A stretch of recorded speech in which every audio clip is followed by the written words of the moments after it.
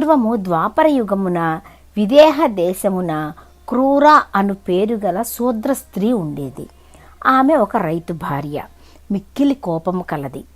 ఆ దంపతులకు జ్ఞాని అగు పుత్రుడు కలడు. అతడు దయావంతుడు, ధర్మాచరణమున ఇష్టము కలవాడు. వాని భార్య పతిభక్తి కలిగినది, ఉత్తమురాలు. ఆమెకును ధర్మకార్యములను చేయుటయందు ఇష్టము కలదు. బంధువులకు, దీనులకు, అతిథులకు అందరికీ యథాశక్తిగా సేవ చేసేది. అత్తమామలకు ఎప్పుడునూ సేవ చేయుచుండెడిది. క్రూర కోడలిని ఏ దోషము లేకున్నను నిందించెడిది, తిట్టెడిది. అప్పుడప్పుడు ఆమె భర్తయు కోడల్ని హింసిస్తూ ఉండేవాడు. పాపం ఆ కోడలు ఇది పూర్వజన్మ కర్మ ఫలము అని తలచి అత్తమామలు పెట్టు హింసలను భరించుచు ఓర్పుతో వినయ విధేయతలతో వారికి